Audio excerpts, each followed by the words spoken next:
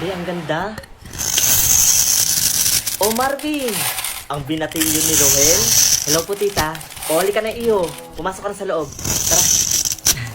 Sige po.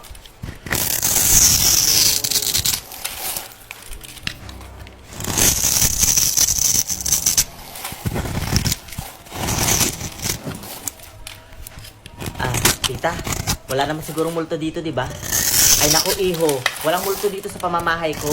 At kung meron man, ako na ang kusang aalis dito. Kasi tatakutin talaga ako sa mga multo na yan. Kaya halika na, pumasok ka na, at ililibot pa kita dito. Mag-enjoy ka sa bakasyon mo, ha? Halika na. Sumunod ka sa akin.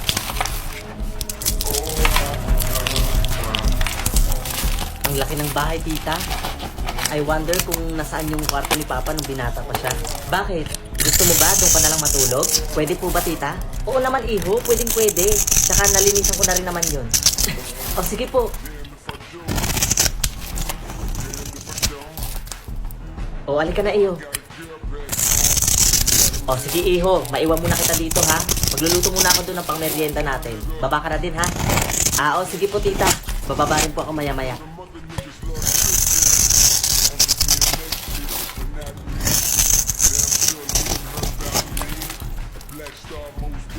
Nakikita mo ko? Nakikita mo ba ako? Ayaw mo palang sumagot, ha? Ano ba? Sabi na nga ba eh, nakikita mo ko? Anong ginagawa mo dito sa bahay ng tita ko? Alam mo, kung hindi ka matahimik, maghanap ka ng taong makakatulong sa'yo at hindi ako yun. Good morning po, tita. Oh, iho, gising ka na pala. Oh, mag-iisang linggo ka na dito. Kamusta yung stay mo? Ay nako, tita, kung ako yung tatanungin mo, talagang nag-enjoy talaga ako sa bakasyon ko dito sa mismong bahay niyo. Tita, hindi po ba kayo nalulungkot manirahang mag-isa dito sa ganitong kalaking family house? Ay nako, iho, hindi mo lang alam. Lahat kaming magkakapatid ay nag-aagawan dito sa bahay na to. Inaaway nila ako ng sobra-sobra para makuha lang to. Para sa akin naman, hanggat hindi ako namamatay, hindi ko ibibigay sa kanila itong bahay. Ay nako, iho, buti na lang yung papa mo. Sobrang bait. Hindi na nakikipagtalo sa akin. Tita, curious lang po ako.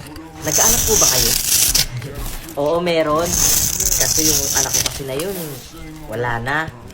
Nalunod. Kasi nagkatuwaan sila ng mga barkada niya. Tapos yun, naligo sila sa dagat. Hindi naman kasi marunong lumangoy yun.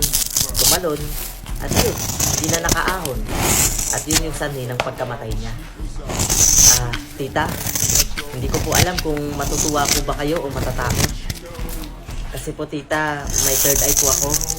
At nakikita ko po yung anak niyo ngayon. Lagi niya po kayong sinusundan. At kapag natutulog po kayo, lagi niya po kayong tinitingnan.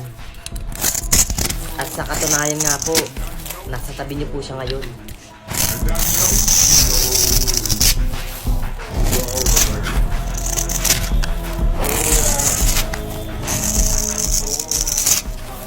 Tita? Tita? Bakit may dala po kayong maleta? Saan po kayo pupunta? Di ba sabi ko sa'yo, kapag may multo dito sa bahay na to, ako na yung kusang aalis. Ikaw ang bahala kung gusto mo pang mag-stay dito. Kaya kung ako sa'yo, umalis ka na lang din dito. Sige na, aalis na ako. Baka masundan pa ako ng multo na yun. Tita! Hindi pwede to.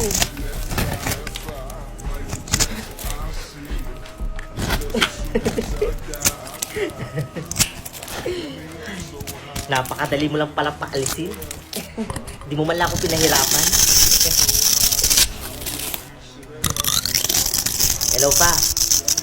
Nako, successful yung plano natin. Napaalis ko na si tita. Kaya pwede na tayong manirahan dito. Kasi dapat sa'yo naman talaga mapunta to eh. Kasi ikaw yung bunsong anak na lalaki. Kaya ano pang hinihintay nyo pa? Pumunta na kayo dito lahat. Lahat. Kasi tuloy na ang ating plano. At anong plano? Sabi ko na nga ba? At isa ka rin sa mga nag-aasal ng bahay na to.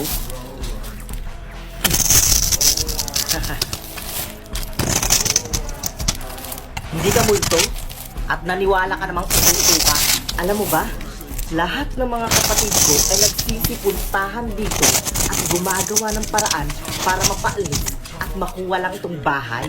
Pero gaya nga ng sabi ko, hanggat hindi pa ako namamatay, hindi ko to ibibigay. Magpakumbaba naman kayo sa mga kapatid ni tita. Saka isa pa, sa bunsong anak na lalaki naman talaga napupunta ang family house. At hindi sa'yo. Wow! Ano yun? Nagpakahirap ako sa ibang bansa para ma-renovate lang itong bahay. Tapos sa kanya mapupunta? Sa inyo lang mapupunta? Eh di sana pinabillboard mo. Huwag kayong mag-alala. Dahil papunta na ngayon dito yung pamilya ko. At sinisigurado ko sa inyong dalawa na mapapalayas kayo dito. Yun ay kung makakalabas ka pa dito ng buhay. Anong gagawin niyo sa akin? Sige na, isako mo na yan.